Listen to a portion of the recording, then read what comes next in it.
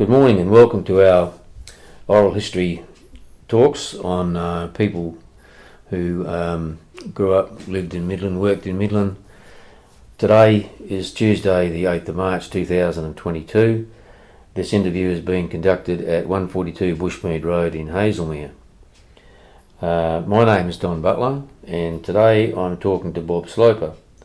Bob was an ex-Midland Railway Company employee and served through from his starting date until MR takeover by the government on the 1st of August 1964. Good morning, Bob, and welcome. Good morning, Don. We'll start out by saying your date of birth was the 26th of August 1934. Where were you born? I was born in Dongra. Right. And were your folks living in Dongra at the time? Yep, yes. The whole family were living in Dongra. What did Dad do up there? It was on the main road. Oh, yeah? Whenever he could get a job. Yeah, it was a bit like that at 34. A bit like that during the Depression. Yeah. Did you have brothers and sisters? Yes. There was 12 in the family. Wow.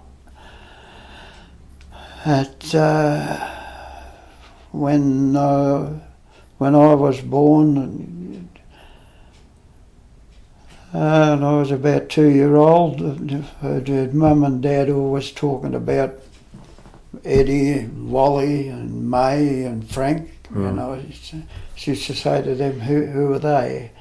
And they said, oh, they're your brother and sisters. But I never knew them until I was 8. Right. 7 or 8. Right. I never knew who they were. And but were they? Where did you fit into the 12?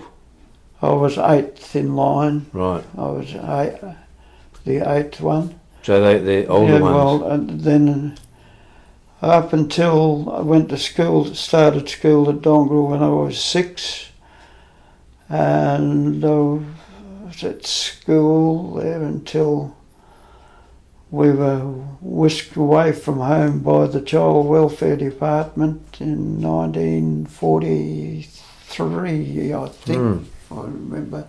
During the war. Remember back that far. Yeah. And then from there, we were placed in the care of the receiving depot in Mount Lawley. From there, my brother Arthur and I, went to Castledare for 12 months, and then we were shifted to Clontarf for 3 years. And after 3 years, we got transferred up to Methodist Boys' Home in Werribee. Where's Werribee? In between Wooroloo and Wundowie. Oh yeah, Werribee Road up there. Yeah, okay. Yeah. Oh, I never knew there was a place up there. And what's the name? That's where was I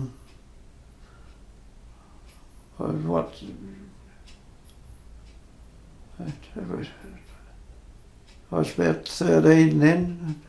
When I went up 13 or 14 with it, to Werribee, and I was there for 12 months. And the welfare department got me a job working out in South Belmont, as it was then, but it's now known as Kewdale. Oh, yeah. It was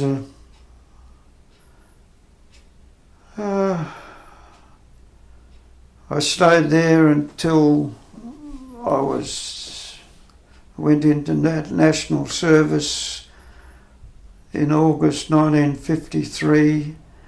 When I was 19, I finished national service I went in August and finished in November. Where did you do your training for that? Done training for that at Swanbourne. Right. Barracks, and then After that, Was that a good experience, Bob? yes, it was. It was learn how to discipline yourself, and you know. Mm. Uh, In those earlier days when you were in care, did you get to play much sport? Like, did you have much social life? never, Or? not really. No, they didn't have anything at the schools. Oh well, they did. They did have a bit of stuff. They, you know, just kids' sport. You know, Yeah. running and cricket, football. But I wasn't much good at it. No. No. So how long did your job last in South Belmont? I went there in 1950. 1950 I went there, and went into national service in August 1953. So when you came out of Nashos? When I came out of Nashos, I had a little bit of a break from work, and then I found a job up in Mullawar. I went up to Mullawar to work in the gang, railway gang up there for 6 months. Right. And then I came back to Midland and worked down at Cumming Smith's for a while, and then from Cumming Smith's I joined the Midland Railway Company. Right. How did you come to get to the MR?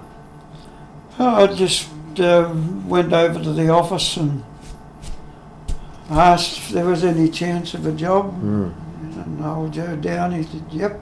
So, And you didn't care which department you went into? no. Anything except the track gang, I suppose? Didn't want the ganger. No. I said, I want, you know. So that's where I joined Loco, and that's where I started. As a cleaner? As a cleaner? Yeah. So was that shift work? I never done any shift work until I'd been there about 8 or 9 months. Right. And I was all day shift, and then Joe Downey decided that I'd been there long enough and I should have been able to do the shift work. So Yeah. we went into shift Oh, work. yeah, okay. Because you were about 20 when you started. Yeah.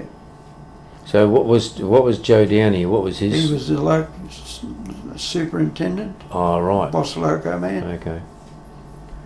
Yeah. So do you remember any of the young blokes that started about the same time?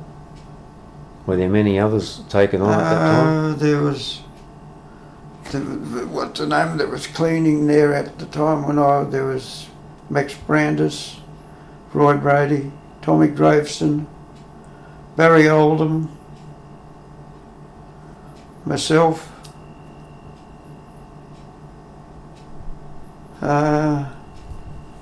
So you were all the new chums?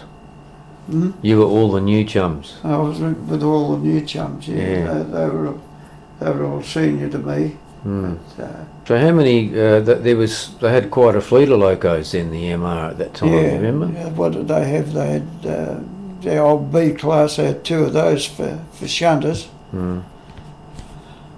And one ended up going, when they got the little E class shunter, the B class that was left was transferred up to Geraldton, I think.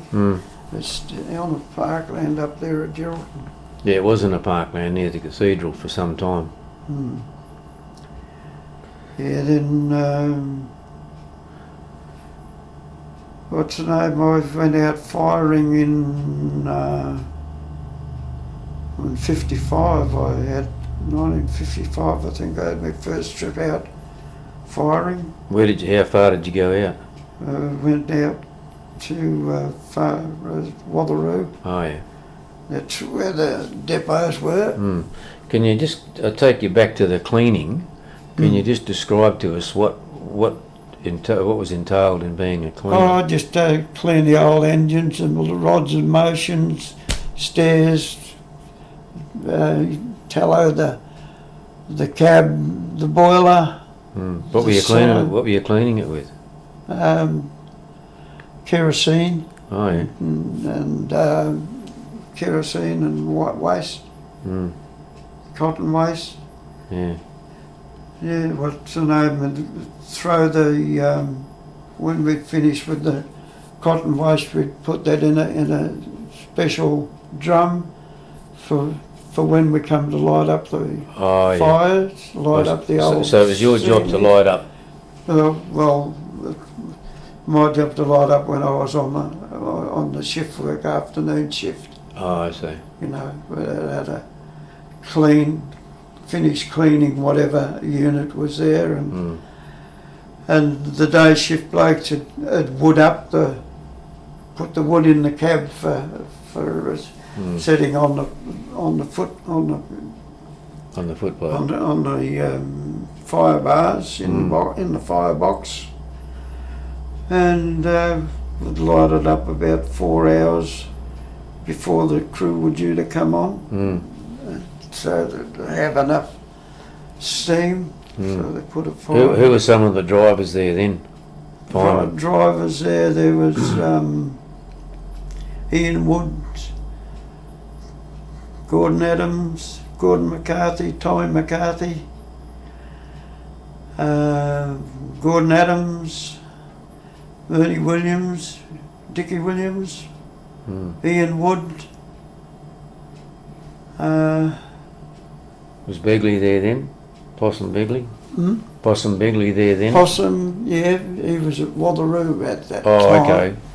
And the other two that I can recall were Lindsay Ward and Melanie Troy. Lindsay Ward was a fireman when I first started. Oh, yeah. Lindsay Ward was a fireman. Melanie Troy was a fireman. They were senior firemen. And Jimmy Agnew, Laurie Dennis, Harry Moore, Max Robinson, Brian Johnson.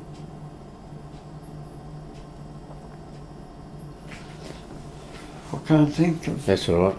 When they getting the locos ready was one thing, but getting the trains marshalled up and that, did they have just a shed shunter? Yeah, they had a shunter, the B-class engines we had to light up. And was there an appointed driver just for that, or yeah, they had each driver took drivers, it in turns? You know, what's the name? All of them had to take turns of the shunter. Right. Yeah. So how often did they have to pull back over the rail crossing at Helena Street? When they were going round taking stuff round for the goods shed. Right. And used to go out over the crossing and push back around over the set things up in the goods shed. And how did they protect the crossing? Did anybody get out and protect the crossing when you were come across? No, just had a blow the whistle. Just blow the whistle and take your time going over. Yeah. Because it come to be quite busy in the afternoon, that intersection with the workshops. Yeah. Traffic coming out that I recall. They used to have a pointsman on duty there. Yeah, they all used to have the police were there in the afternoon when the workshops were coming out. Yeah.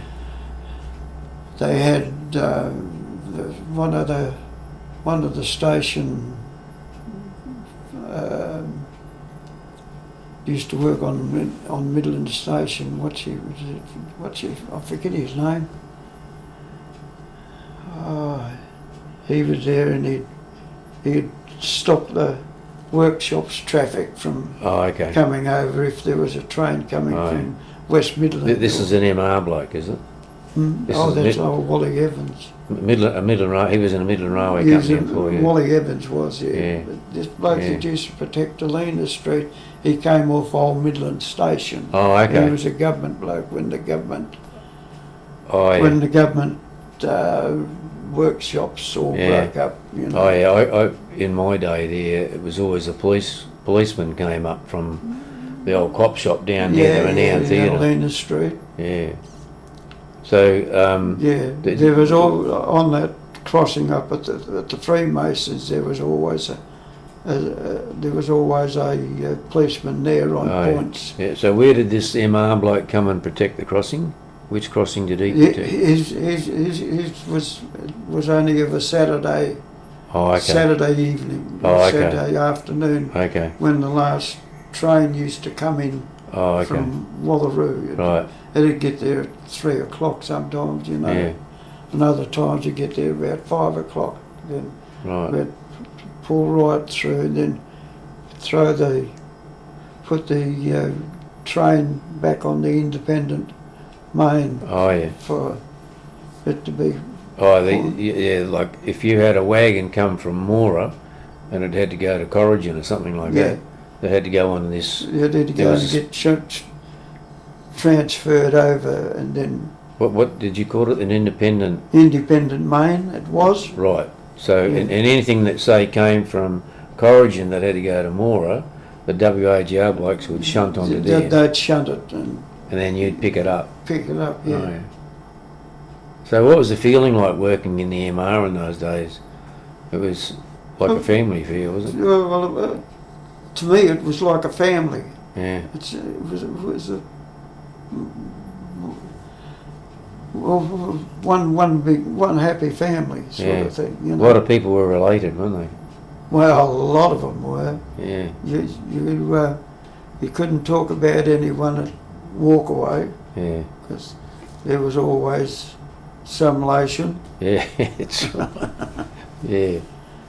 So what was it like taking your first trip out on the main line? Do you remember that? It's a bit... bit daunting.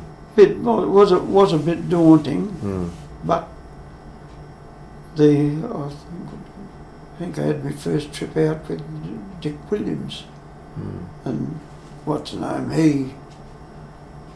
He helped me out a hell of a lot. Yeah. So you had your fireman. How did you do your fireman's ticket? Was that by correspondence? No. What's the name? We had to do the same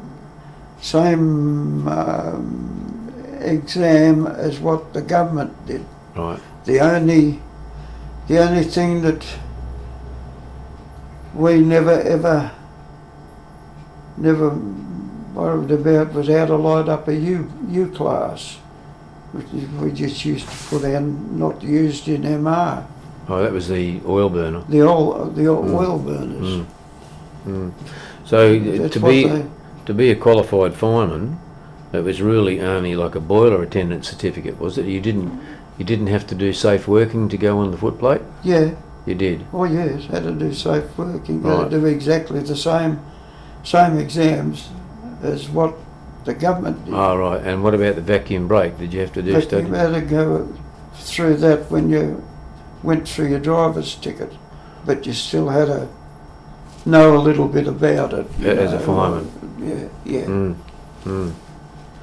So how did you find working on the shovel? I was fit then. Yeah. Well, it was good coal too, because... Oh, good Newcastle coal. Yeah. You know, what's the name? Lindsay Ward, I fought for Lindsay for a while. And Lindsay and I, we went up, took the general manager and Pigeon and all of those up for a tour of inspection in '56. We went up, we worked the train from Midland to Watheroo, and the next day we went from Watheroo to Minganew. Oh yeah. So I'd never been beyond Watheroo at that time. Oh yeah. But, so you didn't even learn the road, they just sent you on it? The driver knew the road. Yeah, so put it that way. He'd tell you when to fire. He'd tell what's the name, you know. Yeah. He said to me once, when I was bogging a fire on, I put five 5 shovelfuls on, and I was going to put another one, and he kicked the door shut. Yeah. And he said, 5 lasts just as long as 10. Is that right? Yeah. So, Yeah.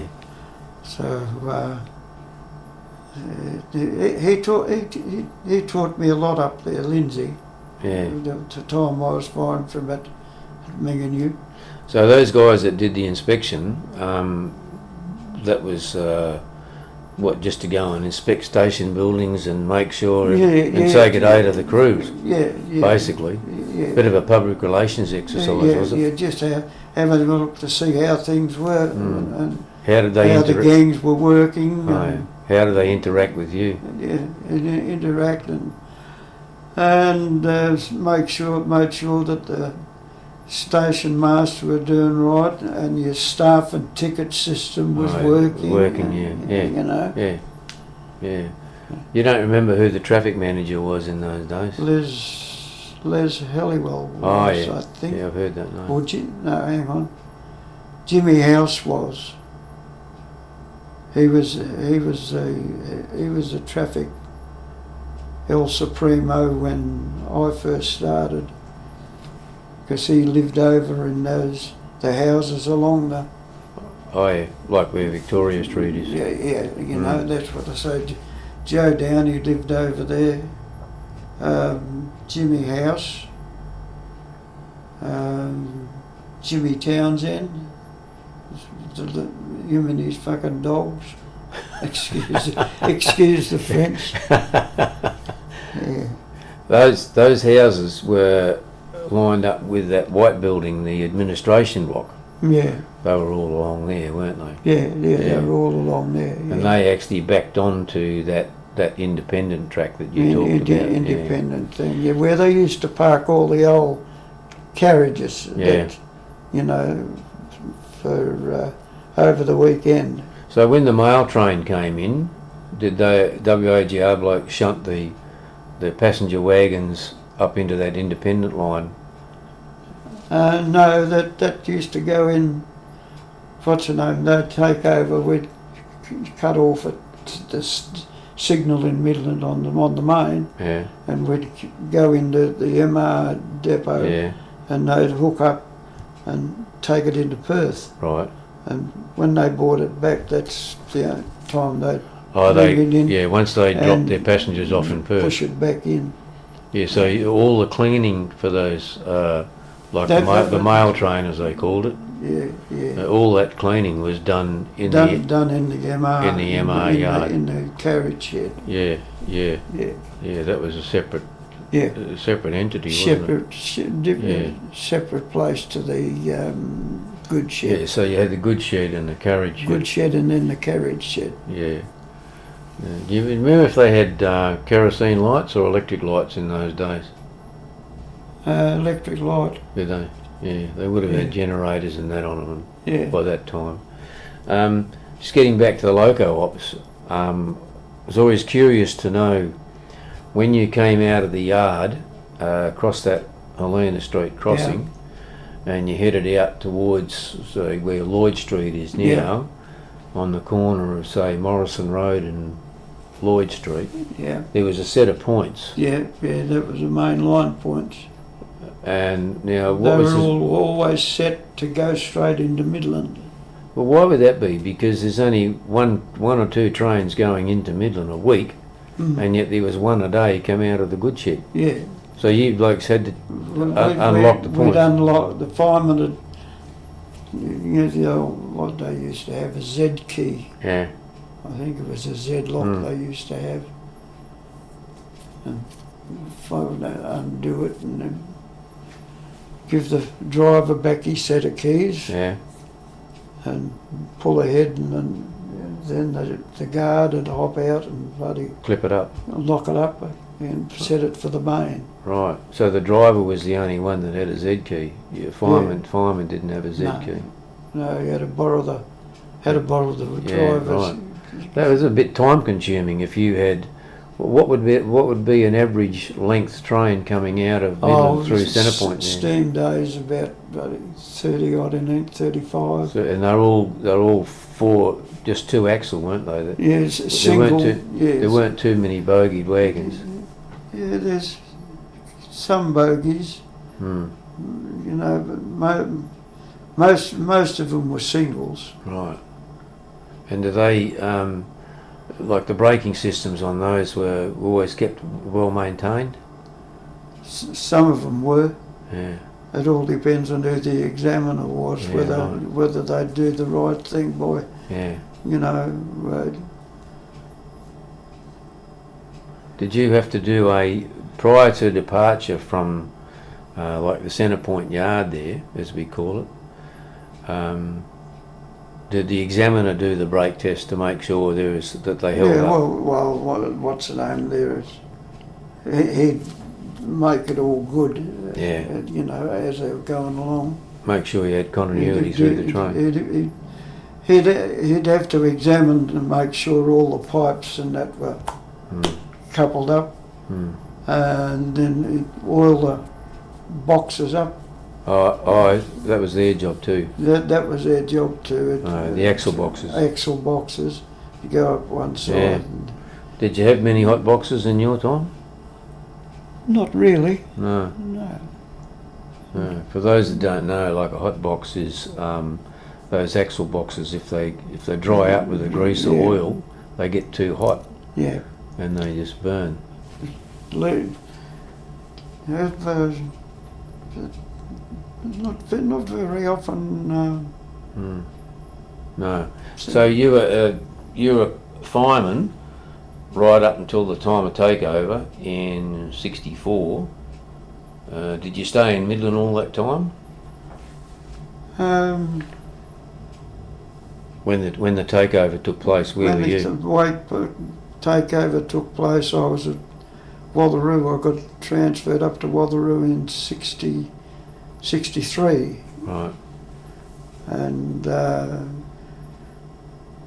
when my 3 years was up, I put in to come back to Midland. I come back to Midland in '66. Oh, you would have gone to that was WAGR days. I went over, you know, it was, to me, I wasn't doing any different work. No. It was just a little bit more rule implied sort of thing. This is after the WAGR After takeover. Yeah. But there would have been more variety of tracks to run on. Yeah. Yeah. So Watheroo was the main changeover point in your time in the MR? Yeah, there was Watheroo, Minginoo and Walkaway. Right. They were the three. Yeah. Now, someone told me that that the main line, or the loop was actually, the loop went into the stations on the MR. Was that correct? If you were on a goods train that didn't actually go through the platform, it went like along the loop, as it were. No. Was that right? All the Like that's all the MR ones. They're what's the name? You know, they used to run along, and they'd run into the station. Yeah, they'd run into the station. Even the even on the main. even the goods trains. Even the goods trains. Yeah. Right. So what did they follow that? They'd loop into the station. Loop into the station. Yeah, they'd have to go and get the staff, I suppose, because. Yeah, well, it all depended if it was an attended station. Most of them were, weren't Most of them were, you know. You'd get your staff or ticket. Most of the time you were on a ticket. Were you? Travelling on a ticket, staff and ticket. So there was two trains in the one section then, with a staff and ticket? If you had two trains, well, the first one would be on a ticket. Yeah, that's right. The last. This is a thing from safe working. Yeah. The last train on a staff and ticket. The last train going in any one direction must carry the staff. So out of Midland, where was the first staff change? First staff change was up at Swan. But there wasn't a station master there, was there? No, there was staff cabin. Oh yeah, okay. And then where was the next one Next after one that? was Mouchet. Oh, there was a station there. There was a station there. The next one was Gin. Right, station And there. then Mullabini. No station. Oh, was there a station? There was at a station there, but no station master. Oh, okay. Then from Mullabini it was Magumba. Right.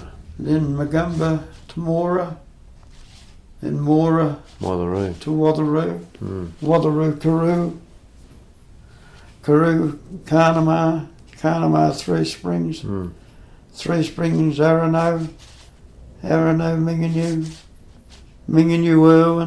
Irwin, Dongra. Irwin would have been unattended. Yes, unattended. Yeah. Or used to take water there at Irwin in the steam day. Oh yeah.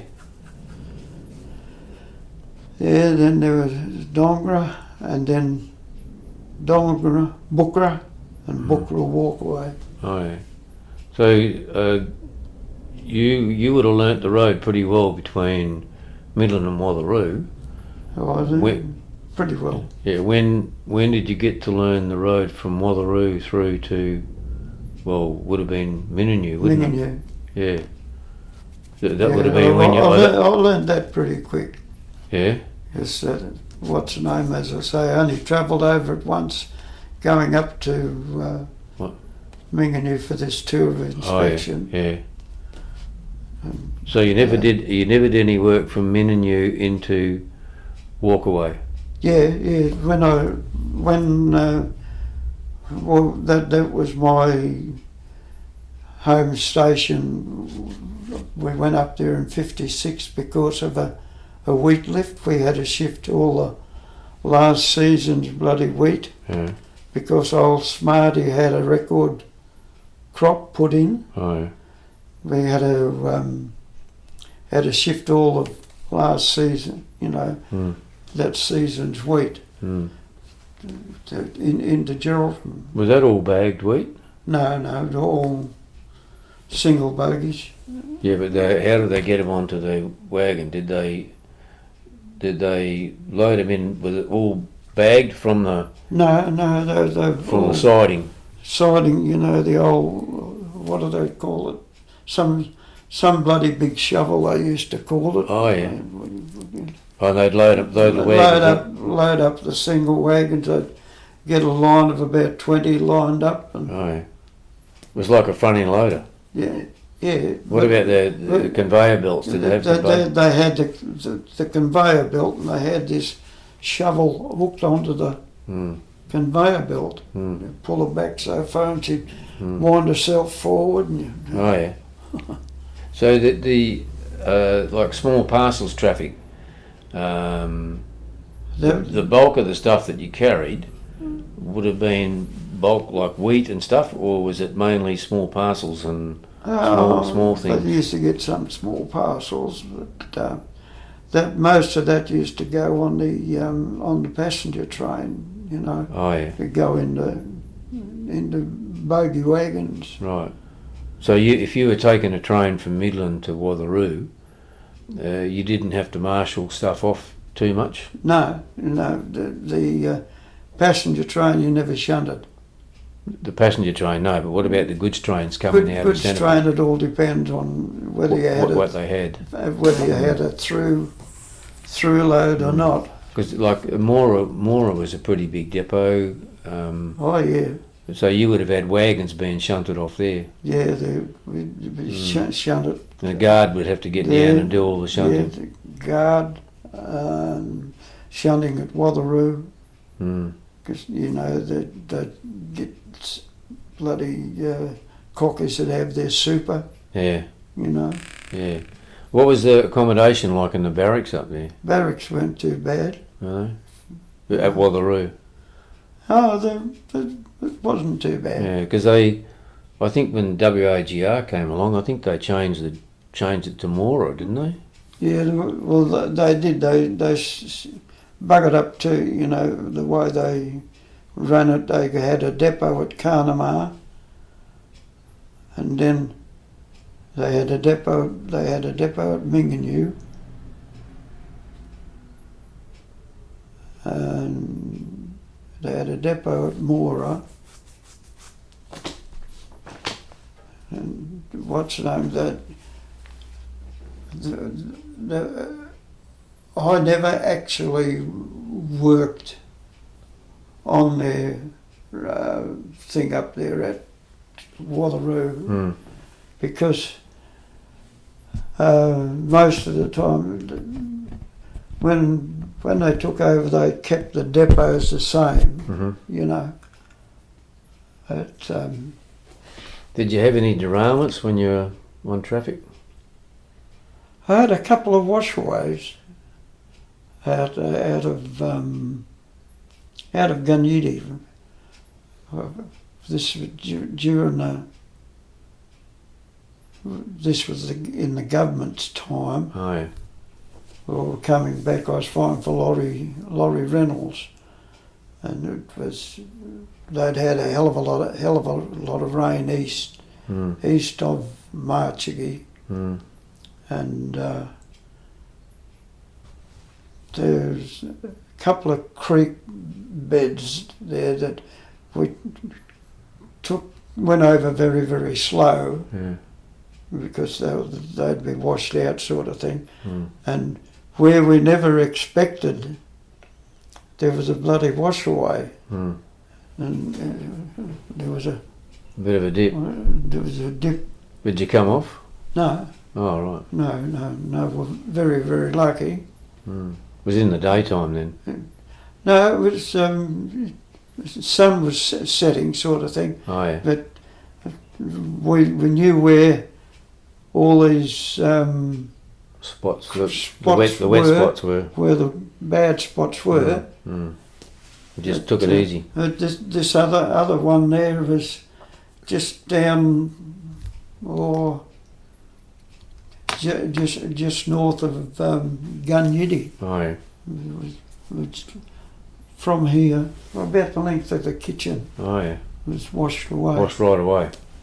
So you had to stay there, back up, or stay there and shut the engine down? Yeah.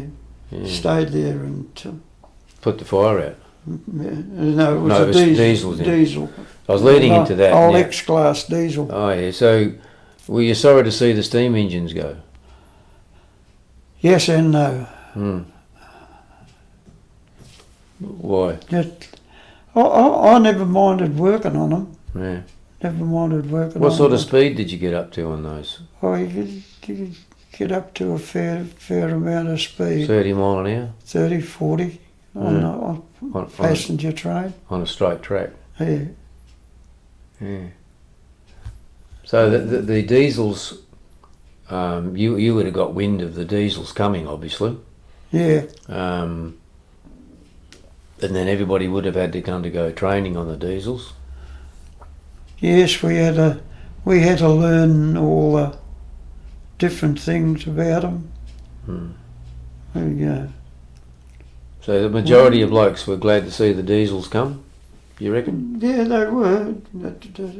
Sort of put me back bloody clean and again for a while. Oh, yeah. Yeah.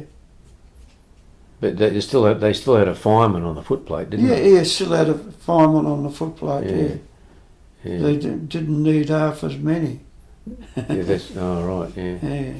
Yeah. See, some blokes, when they got the diesel, some blokes were excess and yeah. They had to spread them out. They were put off and were guaranteed if the vacancy ever come, they would. Oh, I didn't know that. So they would get called. The last ones. Last on, first off. Yeah. Oh, there you go. I didn't realise that they put people off like that. Because that was pretty dramatic sort of a change, wasn't it? It was. That's what I say. I had 4 years. I was firing, and then when they got the diesels. But you were firing when the government took over. You were still firing. Yeah, I was still firing. Yeah. But the job would have become pretty mundane sitting on a diesel, I'd imagine, compared to the work. Did they give you a turn driving? Oh, some would. Hmm. Some of them did, and others didn't. Yeah. You know, one chap said to me, he said, no fireman's going to learn to drive at my expense. I said, There you go. I said to him, I said, what were you like when you first went out firing, Tom? Yeah. Tommy McCarthy. You Yeah. know? And I said, what were you like when you first went out firing? Mm. You didn't know which way to put the bloody coal in. That's right. You know, I said, you had to learn. Yeah. Someone. Yeah. You had to Someone learn. had to give you a go. You had to learn. Yeah. Yeah. Good on you. Yeah. Yeah. So the loadings. Did the loadings change much on when the steam was sort of? Yes, what's the name? The steamies used to drag about 300 tonne up Mullibeanie. up Gingin Bank. Right, Mullibeanie. Yeah. There's one part of it is 1 in 40 Right. going up the bank, because all the drivers are going out of Gingin. You're on a bit of a rise, and then you're down up, and then around a corner, and then you do what's it? It's a left-hander, then a right-hander, then you're into it. Right. That was the 1 in 40 going up to Mullibeanie. You had to get the speed up to get over it, because the 1 in 40 was on a bit sort of a bend. a curving. you Oh, know. okay. It will slow you down. Yeah. So the diesel capacity. Diesels, you had to have them in full power. Yeah. Full power and full running. The same as the steam engines. You had to have the lever, the piston travelling to its full capacity. full strength, Yeah. and regulator wide Wide open. open. Yeah. Give it everything. And you bogging in and watch lumps of coal flying out over your head. Yeah. Yeah. So did the diesels pull much more than the steam? What they went up to? It must have been a little bit That's more. 500 and something odd tonne. Oh, so it was a couple of 100 tonne. A couple of hundred More. tonne. Yeah. I know. What's the name? When I got transferred to Mount Magnet, the full load for an old X-class going up between Mount Magnet and Meekatharra was 600 tonne. Mm-hmm. Mm. Did you do much multi-coupling work with those F-class?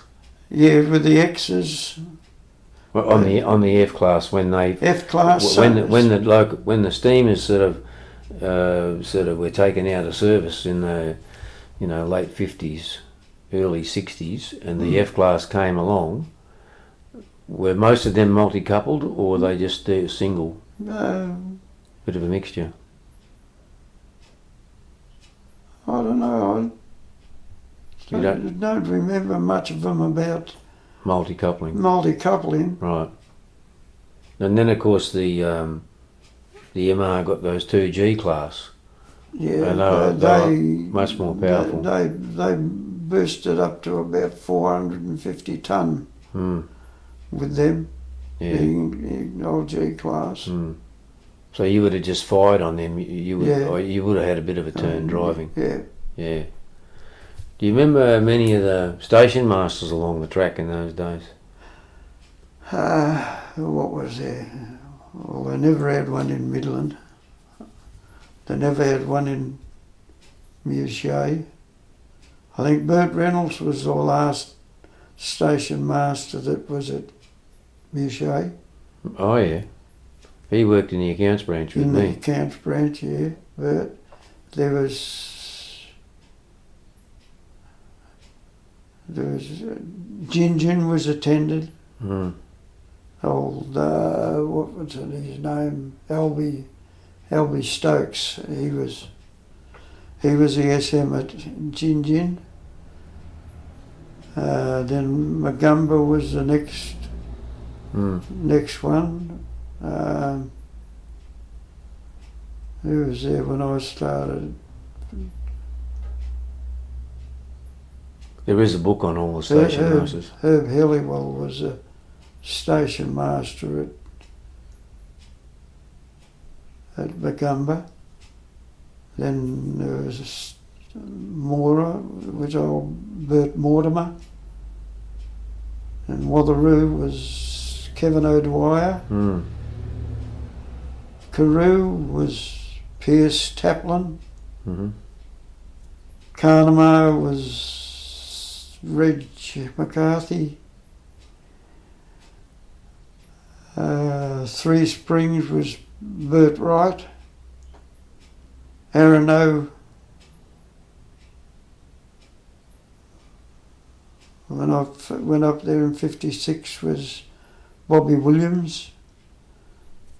Minganoo was Alec Brown. And Dongra was Ray Faulkner. Right. Haven't got a bad memory, mate. So the Walkaway bloke was a WAGR. Walkaway was WAGR. WAGR. And yeah, do you recall? Did you stable many locomotives in the Walkaway yard? It was set back a little bit towards Perth from Walkaway. Yeah, well, they used to have the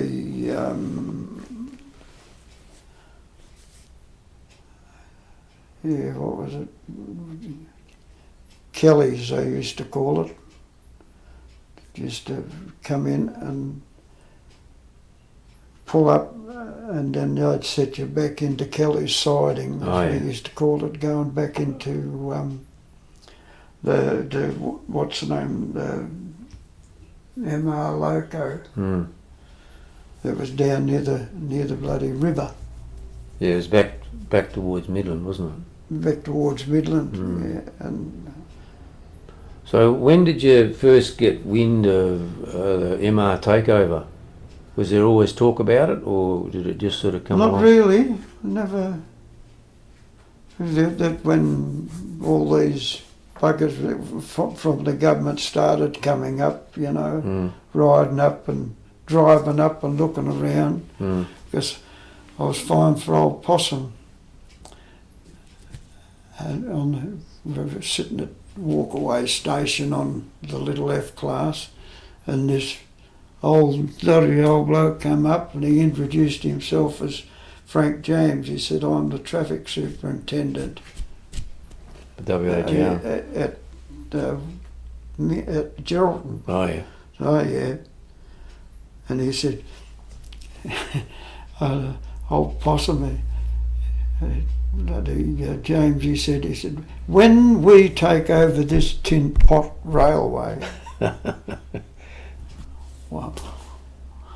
Yeah. The old Possum, he was sitting in the tunica, and his nose. He didn't said, appreciate "Well, you haven't got it yet." Yeah.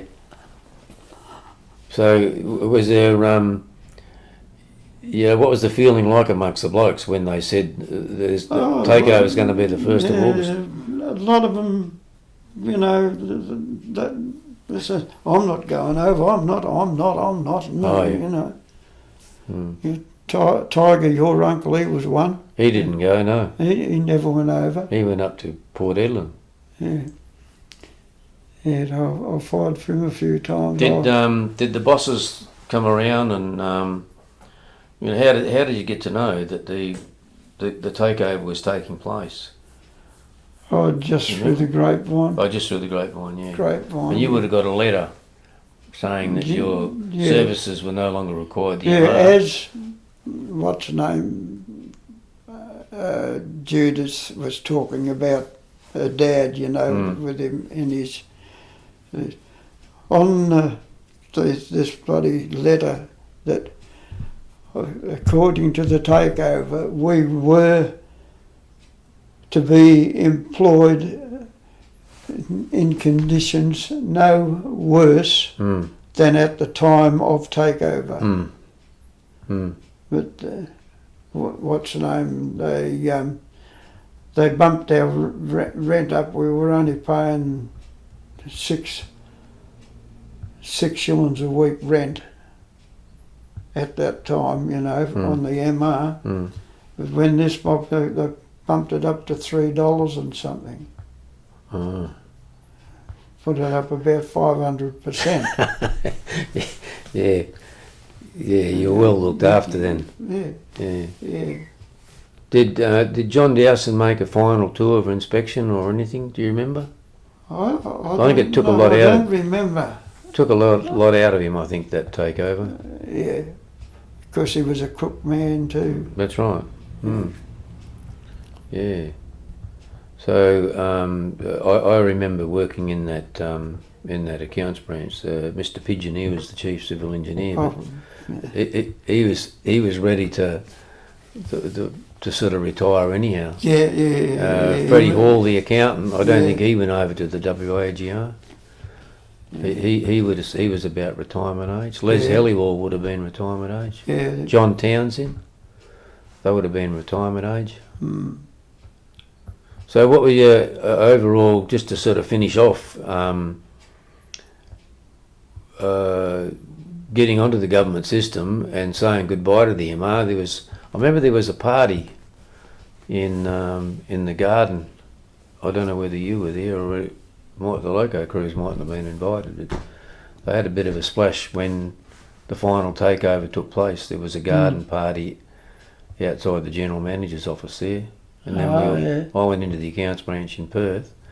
So where did you go to? Oh, you just stayed at Watheroo. I stayed at Watheroo, Yeah. So you didn't mind? Huh? You didn't mind your 30 years in the WAGR? No, I learnt different tracks of, you know. I knew the road from Wongan Hills to Mullawall, like the back of my hand. I learned all of that one. You would have got proficient on the X class then. You would have got pretty good at the X class. Yeah. What did you think of them? That's all I used to send up to Meekatharra on 69. Were they reliable enough for you? Yes, they're pretty reliable after all the bloody work and modifications they've done on them. Of course, when standard gauge came in, did you work standard gauge? Yeah, standard gauge, that come in at what, 66, 66, yeah. They opened that standard gauge line up in 66. Yeah. Did you ever work up through Swanview? No, I didn't. Come down through a couple the of the blokes did. Mm. But, no, I never worked up the old road. But, did you actually get a steam ticket? Like you had your fireman's ticket. Yeah, I got a. Did you get a steam ticket with the WAGR? Not so much with I got my steam ticket with the WAGR. Right, so that's when you started. Yeah. What sort of locos were you driving mainly? There. What locos were your favourite? Yeah, well, when I got appointed at 2 years at Mount Magnet, I went from first class fireman wages to fourth year driver's wages. Right. But they were X class up there, weren't they? They had X class up there. Yeah. Did you drive steam on the WAGR system? A couple with what's the name, with the old U-boat. Oh, that 655. That was at Cairn Hill, wasn't it? No, I'd done down here on the metro area, shunting at Bassendean when Bassendean was running 24 hours a day. Oh, okay. You know, super and all of that. I remember Lindsay Ward working on that. He must have been up there at Cairn Hill on expenses when the government took over. Yeah. And he was driving that U-class. Yeah, 654. Yeah, at She Cairn had Hill. the cut down tender. Yeah, that's right, yeah. That was the last of the breed. They cut the rest of them up. What's the name? I was working a train up from Midland up to Watheroo, and that banked us. Oh yeah. Up there we had an old X-class. And going up Mullavini. Going up, yeah. Mullavini. That was going up to Watheroo for the bloody... Oh yeah, for the ballasting. Ballasting. Yeah, right. Yeah. What sort of condition was that track in when the government took over? Oh, it wasn't too bad, Right. but they ploughed it all out and levelled it and put all bloody stuff. But they would have had better machinery, I mean. The machinery done it, yeah. Yeah, the MR never had too much machinery. No, It was all not done. for that. They were all just gangers and repairers. Yeah, just gangs. Yeah. What's the name? One old ganger there was at Carew. He was in charge of the relaying gang at Marchagee. Mhm. Instead of waiting a half hour or so for when the train would go, past. Instead of waiting until the train went through, he'd take 6 lengths of rail out, and he'd hold the bloody train up for an hour or so. Oh yeah. Instead of just waiting until we got out of the way with the old steam engine. Yeah. And yeah. He'd hold us up. He held us up. He wanted to possum be the boss. would be. Oh yeah.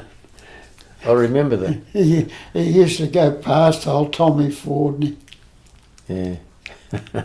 Give him a mouthful.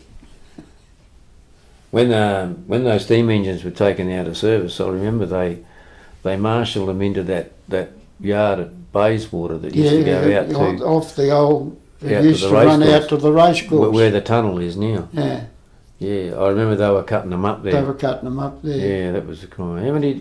How many locos would they, steam locomotives would they have had when they finished? There was 5 and 6. That's 2. 14, 15, 16, 17 and 18,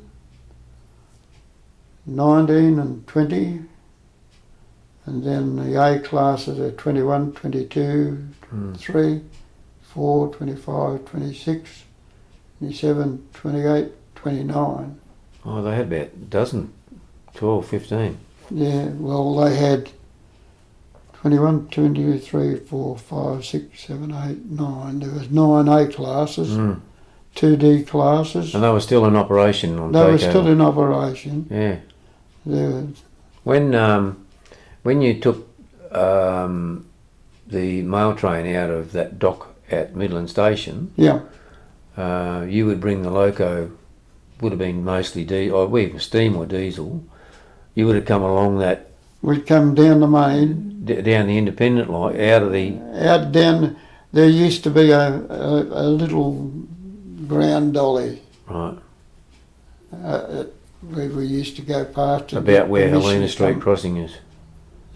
Eh? About where Helena Street crossing is? No, we used to come out of...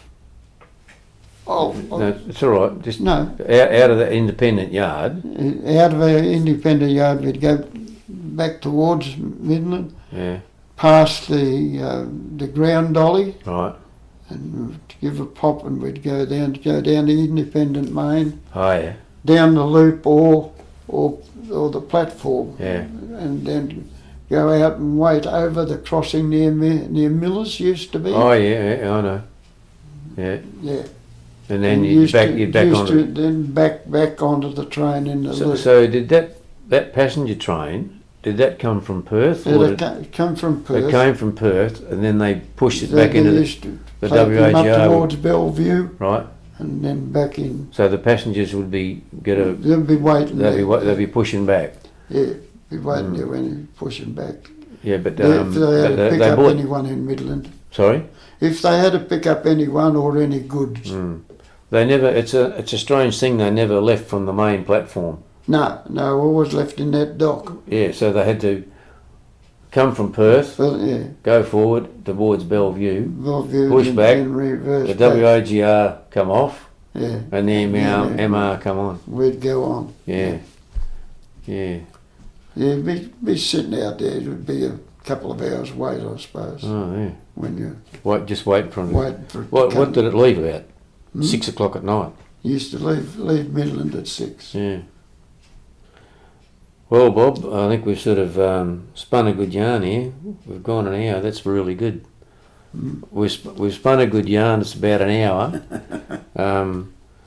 We've certainly learnt a little bit more about how it was, and it was just a shame, really, that it had to go. But Yeah. really, it couldn't have sustained itself any further. That Midland Railway Company, and.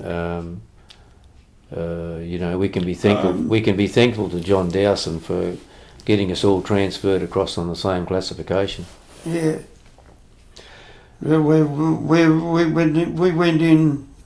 It all depends. We went in 12. Yeah. 12. You know, in senior. I've got a book. I'll just finish off there. Yeah. Thanks for your chat today. It's no worries. It's